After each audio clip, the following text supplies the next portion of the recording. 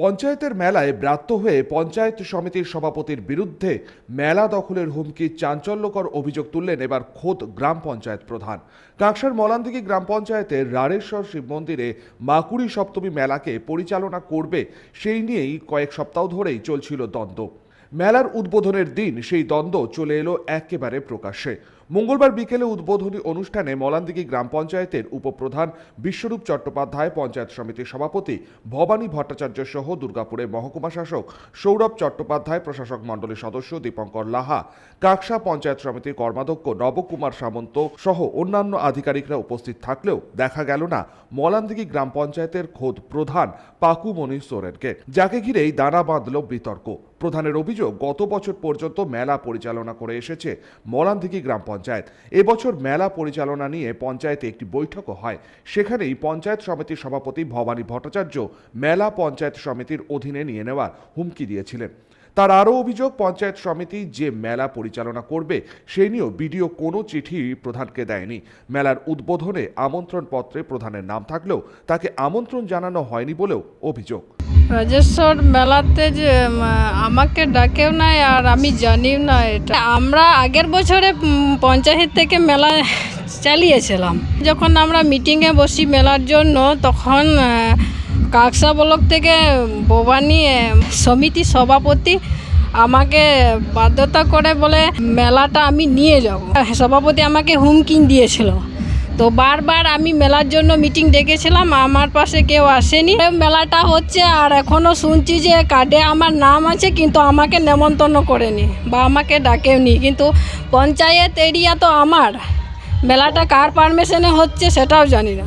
পাল্টা কাঁকসা পঞ্চায়েত সমিতির সভাপতি ভবানী ভট্টাচার্যের দাবি, মলানদিঘি গ্রাম পঞ্চায়েতের 20 জন সদস্য উপস্থিত ছিল মেলার উদ্বোধনী অনুষ্ঠানে। তারা কি করে খবর পেলেন? এখানে ব্যক্তিগতভাবে জানানোর ব্যাপার নেই, কাউকে হুমকি দেওয়ারও কোনো ব্যাপার নেই। তার সাফ দাবি, এই ধরনের মেলা পঞ্চায়েত আইনে বলছে পঞ্চায়েত সমিতির অধীনেই থাকবে। আমি নিজে বলেছি যে আমরা মেলাটাতে, কারণ প্রধানের থাকা উচিত সবসময়।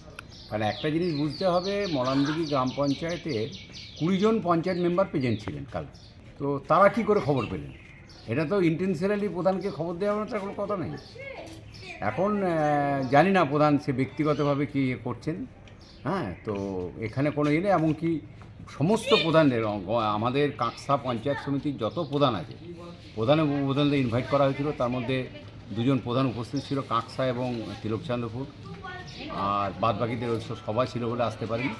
আর উপপ্রধান ছিল 2 জন। তো হুমকি কোথায় দিতে, তার তো ডকুমেন্ট তাকে দেখাতে হবে। আচ্ছা আর যেটা হচ্ছে জোর করে ব্যাপারটা নয়, ব্যাপারটা হচ্ছে পঞ্চায়েত আইনে কি বলছে দেখতে হবে। আচ্ছা, পঞ্চায়েত আইন বহির্ভূতভাবে কোথাও যদি দেখা যায়, তো সেই ক্ষেত্রে তো জোর করার ব্যাপারটা নয়, আইন অনুযায়ী।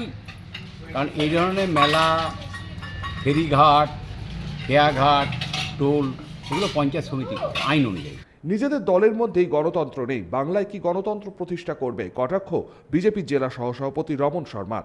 তো মলানদিঘি গ্রাম পঞ্চায়েত, আর অবাক লাগছে যে মলানদিঘি গ্রাম পঞ্চায়েতের প্রধানই নিমন্ত্রণও পায়নি, অথচ তার নাম কার্ডের মধ্যে ছাপানো রয়েছে।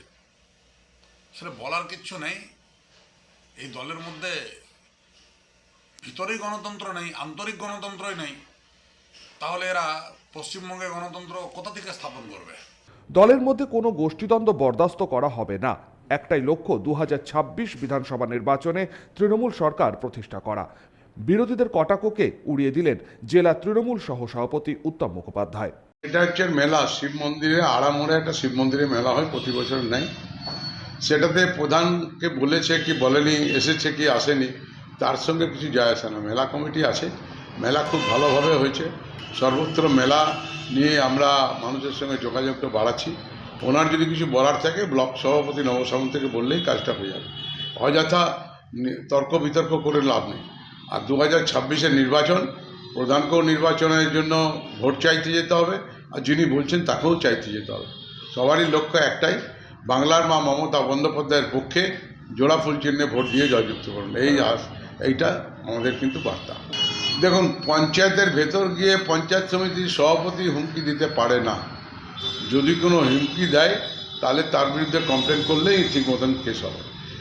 সনাতন গড়াই, 99 নিউজ বাংলা, মলানদিঘি।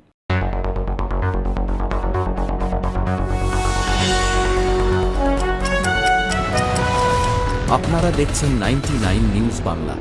বদলাবো আমরা।